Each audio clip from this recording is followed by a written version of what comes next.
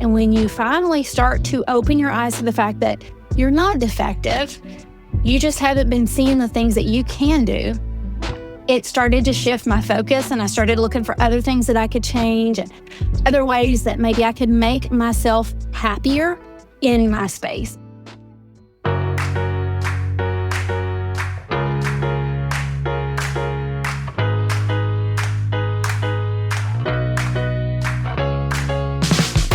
Welcome to The Lisa Show, where we take a good look at life.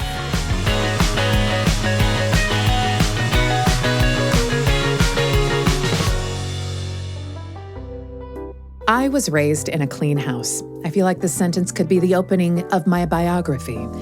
It slowly dawned on me that my home looked different than other kids' homes. I came to realize it was normal to have stacks of paper on a dining room table or mail on the kitchen counter or, a random sock on the floor. That was no big deal, not an issue. But in the Valentine home, that was not the case. I remember one time I was studying at home on the couch. I was in high school and I had a big history textbook. We used to cover in homemade brown paper bag covers so we could doodle on them. A couple spiral notebooks, maybe a trapper keeper in there because I was cool with the office supplies. I left to go to the bathroom, and when I came back, it was all gone. Everything had been put away. That was not an isolated incident. And it wasn't just my mom, it was my dad too. He often bragged about how he was known as being precisely clean when he was in the Army. Army clean. It was so bad that when it was my turn to clean the bathroom, it was literally already clean. So I would just spray some Lysol around the room and leave. And honestly, no one noticed. No one said, "Hey, why didn't you clean the bathroom?" Because it was already clean, I am convinced that no matter who you are or how you grew up, everyone needs to learn how to clean their home and how to do it their own way. When I was a young mom, I realized I didn't know how to clean a refrigerator or oven out, or how to stay on top of the dishes when I was making so many meals so frequently. It was a steep learning curve, even after growing up in an immaculate home. And I think it is for everyone, no matter what your situation is. You guys, I Lysoled the bathroom as a teenager, and now I'm in charge of all the cleaning. I had a lot to learn. And as I was learning these skills and routines, I wasn't taking advice from cleaning experts or influencers who clearly don't have kids and dogs undoing their work all day.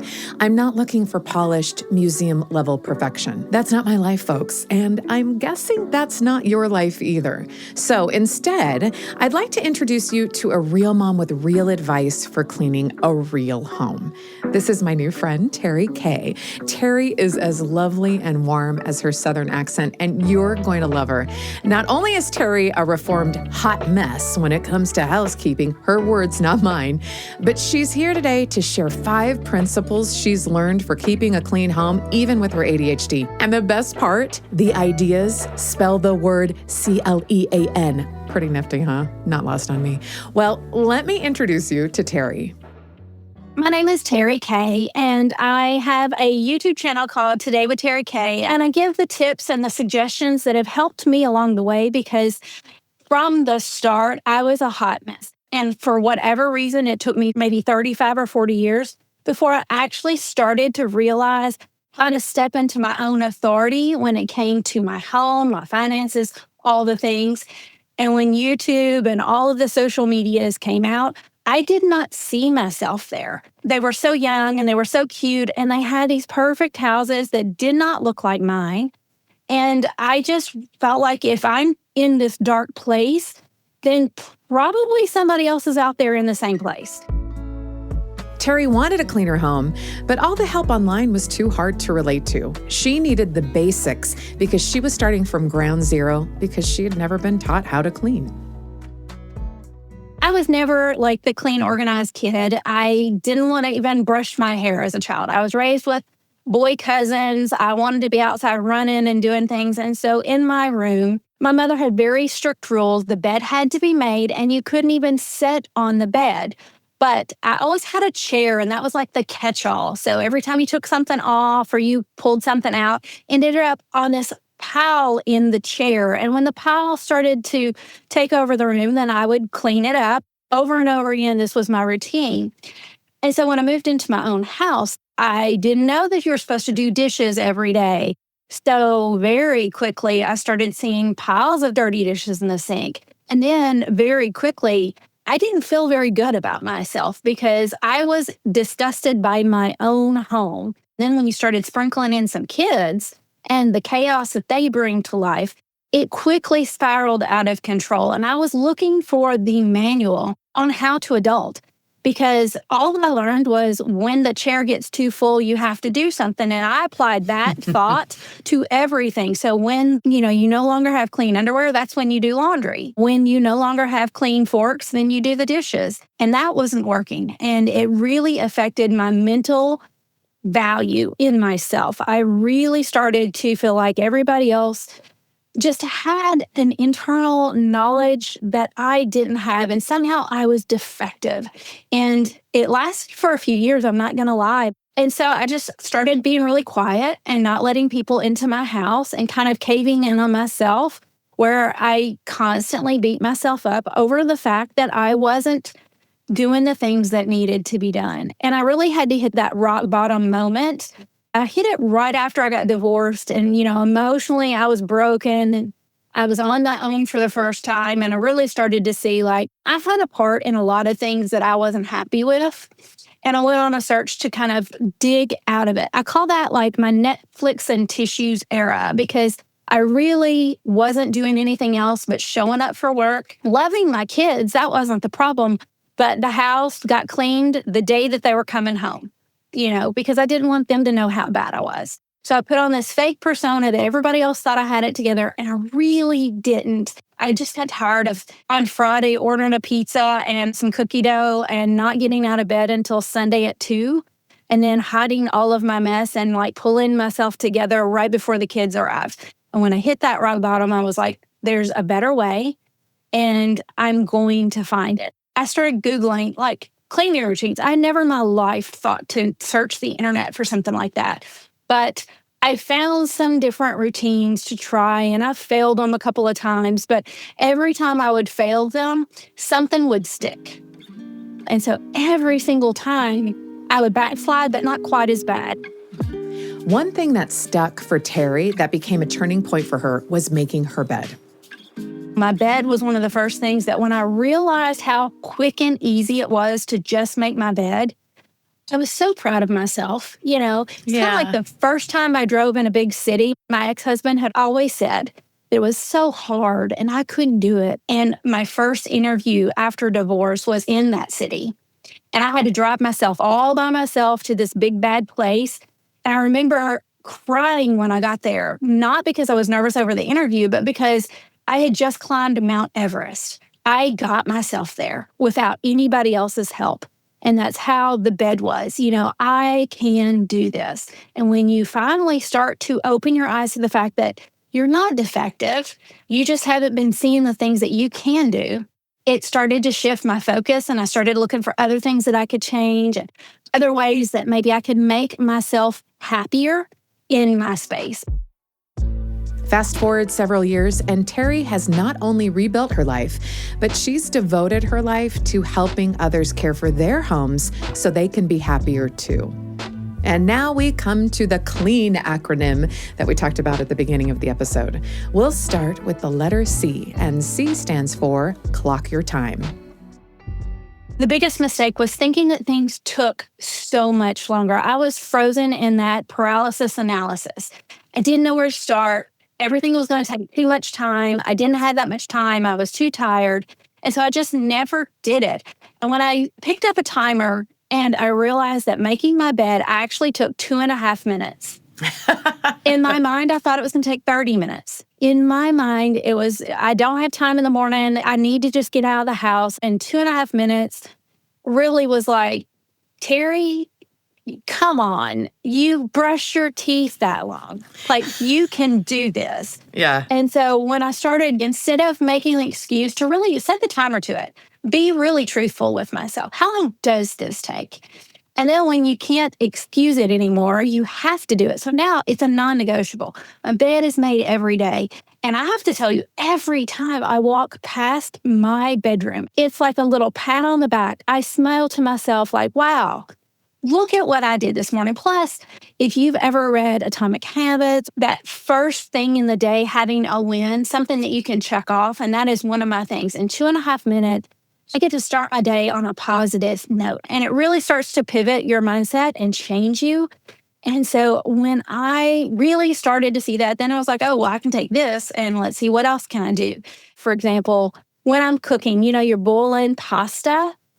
That's enough time to go through your mail. You're waiting for water to boil. What else are you going to do? You're not going to go sit down and start watching TV because there's not enough time to really have a good time. Don't scroll your phone. Go through your mail. Trade out these little things. And when you use a timer, you start to realize these are 5-minute tasks or 2-minute tasks. And so you start to be able to swap things in and out to take advantage of these little pieces of time that you actually do have instead of trying to find big chunks of time that you don't have. Terri's first idea for a cleaner home, it's the letter C, and it stands for clock your time. Things really don't take as long as we might think. And just for fun, after talking to Terri, I started timing how long all the chores took me to do around the house. Here's just a sampling of things that I could do in under 2 minutes. Wipe down the counters, dust the living room, take out the garbage, rotate a load of laundry. Combined all of those, and I still haven't even filled 10 minutes. And I don't know about you, but I spend about 10 minutes a day just deciding what to watch on Netflix. Okay, more than 10. So the letter C reminds us to clock our time. L is her next idea, and it stands for let it go. After the second or third move, it's like, why am I keeping the name badge from a conference that I went to 3 years ago? And I'm sure that in my mind, I was going to use it for something. But now I'm like, nope, let it go. Let it go. I don't need this. And as I've kind of gotten to that point, it's really helped me see that if I don't have a place for it in my house, then it probably isn't important. So if it's being shoved in a closet and I couldn't find it in 5 minutes if I was looking for it, then it's not that important anyways. Now, there's grayness in that because of sentimental items and things that don't belong to you. But I'm going to speak some truth that a lot of people don't agree with, but it is not my job to be a storage unit for every toy and everything that every other person in my family has ever touched. If it doesn't have a real, true, actual loving memory attached to it, then I need to let it go. In my family, they held on to everything. And instead of holding on to everything, I'm now being very careful about 1 or 2 things from people who leave me that really represent them as a person. Those are the things I'm going to hold on to, and I'm going to display them. They don't get thrown in a bin in my closet or my attic or my basement. It's really hard because clutter is emotional. Yes. It is traumatic. There are so many levels to it. So you can't go from one extreme to the other. But if you just tackle one small area that is not emotional, for me, it would be like a junk drawer or like my nightstand. I keep a lot of random stuff in my nightstand and I never open it. Never. And so all of the samples of every face mask and thing that I've gotten from Christmases past, I can donate those. And that makes me feel good that I'm helping people who honestly don't have things. And I'm not appreciating this stuff. So being able to let go of it. When I go in my closet, I'm looking through things and I'm having a hard time finding what I'm looking for, then that's a key indicator that I probably have things in there that I need to get rid of because I don't need this much stuff. And I have been known to buy things that are cheap because I can't afford nice things. And then down the road, when I can replace it with nice things, I don't actually let go of the cheap thing. And so just kind of that awareness of replacing things means you have to let go of things, not relocate them to a closet or a bin or a basket. So how many plastic bowls do you actually need? If you don't love the ones you have and you buy new ones, that means you need to let go of the other ones and not keep the lids that you don't have a bowl to anymore. We're all guilty of that. We're all guilty of that. We are all guilty of that. Straws to cups that I don't know where the cups are. It's a constant battle. But as long as you just face it a little at a time, I think we're all good. Letting go of stuff, especially the lids and clothes and crap we don't really need, is a huge step in just being able to breathe in your space. And I like Terri's rule of thumb that if you don't have a place for it, or it takes more than a few minutes to find, then that's a good sign that it is time to let it go.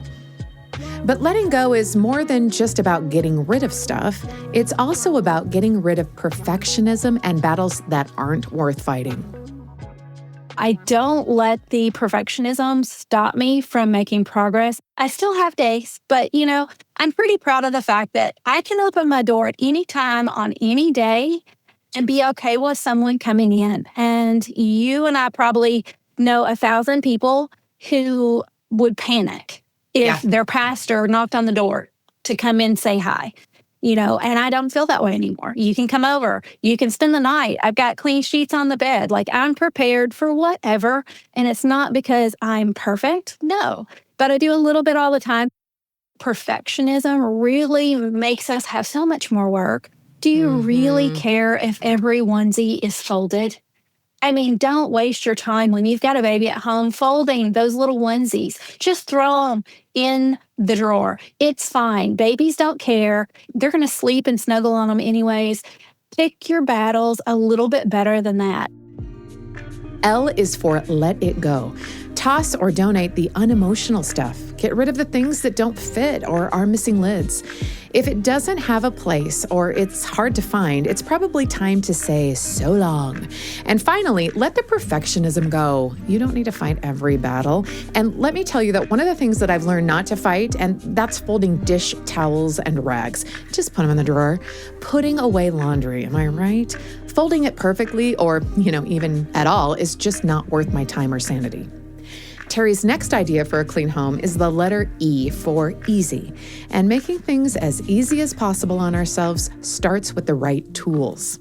Invest in tools that make life easier. So I'm a little bit loyal to certain things, but I have to tell you, I have fought with a Kirby vacuum cleaner for like 25 years. Those things are heavy. They are not fun to lug around. And when you have a 2-story house, I never had to go to the gym because I was lifting weights every time I vacuumed, which meant that I did not vacuum very much. I hated that thing. And finally, I asked for, and I never thought I would do this, but I asked for a Dyson for Christmas because it was too expensive for me to justify it. And so I saved up some money, and then I asked my family members, look, don't ever buy me things that I don't ask for, but when I ask for it, then it's a good gift. So I got a Dyson like 2 years ago. It was exactly what I wanted, and I love that stinking thing because it is light, it does such a good job, and I'm disgusted by my house every time I vacuum. But it feels so good to see the progress. I can see it. So that's my number one favorite thing, and it's embarrassing that I prefer that over my car, over any other thing that I own. I love my vacuum cleaner. I got a feather duster. I thought it was the most ridiculous thing ever. Like, who am I pretending to be? Some French maid, right? But let me tell you, you can run through your house in about a minute and a half and feather dust the entire thing, and that will keep things from piling up. I'm 5'1.5". I have a deep sunken tub that I cannot reach the other side of without crawling into it. So I got one of those electric scrubbers. I have one that works and I love it. I have one that my husband bought me that's like a weed whacker that actually breaks me. Like, when I turn it on, it shoves me across the room instead of cleaning the dirt. It just knocks me around. So you have to invest in what works for you. Making life easy on ourselves starts with the right tools. And that doesn't mean you need to invest in every product that people try to sell you. Just buy what works for you. In the Clark household, we love a good spinning mop and an old-fashioned 409 to cut grease. But maybe you're a dustbuster and squeegee house. That's great too, as long as it works for you. Another way to make cleaning easier is to cut corners where they don't matter. You can cut corners on so many things. Make it simple. Simplify things. Use baskets. My makeup doesn't get like really organized. I have a basket. As long as it gets thrown in the basket, it's put away because the basket doesn't look like a mess. Yeah. As long as it hits the basket. I think that's so wise. My big problem was my bathroom. And I would look at the counter and I think, oh, this is so gross. I'm going to have to wipe this down on Saturday, my big cleaning day. And then it dawned on me one night, if I just keep the cleaner in my bathroom and a rag in my bathroom, as soon as I see it and go, oh, that's gross, I can spray it and wipe it down. And then I don't have to think about it. And it literally takes 1 minute. And then it's out of my head. You can just do it and then it's done. Just do it. 1 minute. I'm even lazier than that. I've got a hand towel right there. After I get done brushing my teeth, there's always the little splatters on the counter. I just grab the hand towel wipe. It's good enough until I get in here to clean. And it really makes a big difference. E is for easy. That means investing in tools that make cleaning easier and using systems that make life bearable, whether it's throwing stuff in baskets or having a hand towel and spray bottle under the sink at the ready. The system doesn't really matter as long as it meets your needs and keeps the chaos at bay. Now, Terri's fourth idea for cleaning is the letter A, and that stands for adapt systems to your needs. This has been a very personal struggle for Terri. Terri has ADHD, and as you may know, if you listen to our episode on ADHD, feeling overwhelmed by tasks and not knowing where to begin is a hallmark of the disorder. ADHD doesn't mean you can't clean, but it does mean that you do need a system that will break a task into more manageable parts. This is what it looks like for Terri. For me, my ADHD really, truly works when I have a set system. Every morning, I have 5 tasks. Every night, I have 5 tasks. Those tasks don't change. They're on remote control. I don't have to think about them. They're autopilot. And when I read The Atomic Habits, I realized that the reason why that works for me is because my brain is all chaotic anyways. And if I have to remember to do something, I have a very hard time with that. But because it's now become autopilot, I no longer think about it. It's like making my bed. I don't consider it a chore because it's just part of my everyday. I've never considered brushing my teeth to be an issue because that was instilled at me at birth, and that's just part of who I am, when I get up. And by making these things the non-negotiable 5 tasks, and I do them in the same order every day, they don't take very long, and I'm done, I don't think about them, and life is easier. So I think that if you're the type that needs that really strict structure, don't make it like a 50-list task. Make it, there's 5 things that take 15 minutes. And that's what I do every morning. One of my big takeaways is if something isn't working for you, don't beat yourself up because it doesn't fit you. Make it fit you. So if you try something and it just doesn't work in whatever day or time that they're telling you to do it, change it. It is your life and your home, and there's no one that's going to write a plan that's perfect for you except you. A is for adapt your systems so they work for you, especially if you have ADHD. I love Terri's suggestion of having a mini cleaning routine in the morning and another at bedtime that can become so ingrained that they become second nature and they don't take any thought work at all. That's a game changer if you have ADHD, but it's also a great practice even if you don't. Terri's final idea regarding cleaning may be my favorite, and that is N for new mindset. I think that the main thing is that when you slow down and you take care of your home, you put on the right mindset of there's a reason that there's a mess, and it's because my home is full of people. I have family, I have friends, I've invited them in, we're healthy, we're eating, all of these things are blessings. I think that you have to really start with humbling your heart. It's not a punishment to do laundry or to do dishes, or to cook a meal. These are not punishments. You don't have to be a perfect homemaker, but you're feeding your family, and the priority needs to be on the moments that you're having with them. And the reason that I clean is so that I can spend as much time doing what I want to do with the people who I love and who are such a blessing in my life. And I've walked through while I'm scrubbing something and I'm griping and I'm oh, this is disgusting, I'd cleaning a drain out, that's the worst. And then I really have to check myself and be you know what? Praise God, I'm able to do this because I love my family and I want our home to be as nice as I can because when they get home from school and work, I want us to hang out. I want us to have friends over. I want us to do all these fun things. And I don't want to be embarrassed and I don't want them to have negative attitudes about it. So it really helps me check myself as I'm going through. And I think that as you do things, God kind of gives you that sense of purpose and a sense of peace, and you see value in it. It's a perspective thing. And I think God really will open your eyes when you just pray over it and say, Lord, put me in the right headspace for this and make me thankful that I'm here. What Terri said was a gut check for me. I mean, I don't love doing laundry or washing piles of dishes, and I definitely don't love cleaning dog hair off my furniture. But those are the footprints of things that I love. My kids, my golden doodle Gus, and a life of abundance. God has given me so much, and focusing on that as I take care of those things can make cleaning less of a burden and more of a blessing. Another mindset Terri says we can adopt is realizing that there are different seasons in life.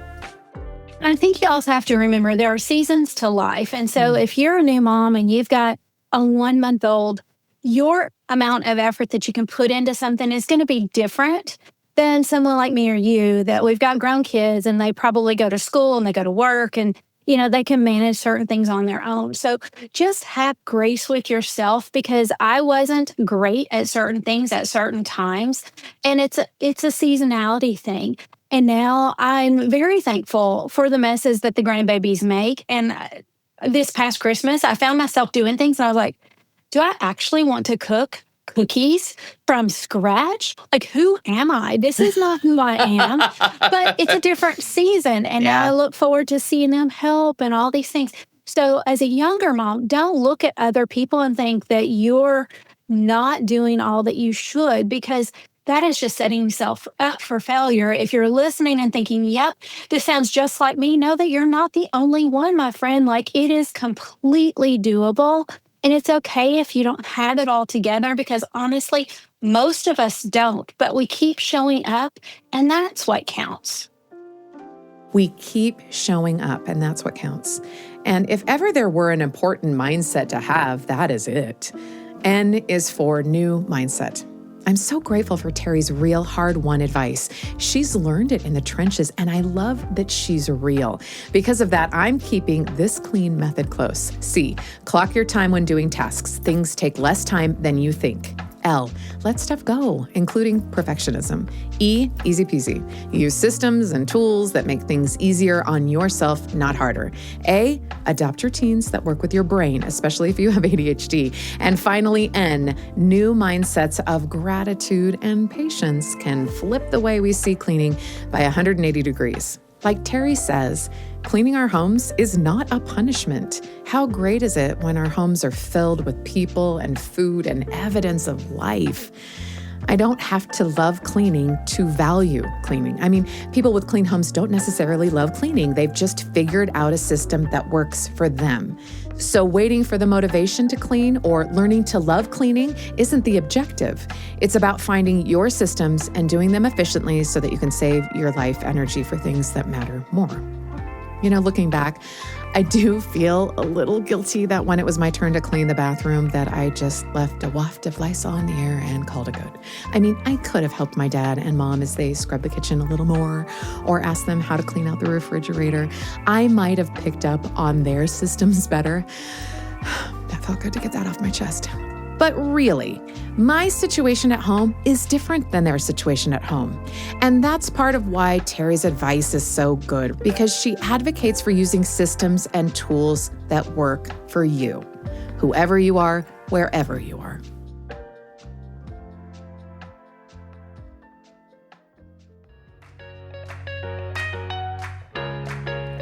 The Lisa Show is a production of BYU Radio, hosted by Lisa Valentine Clark.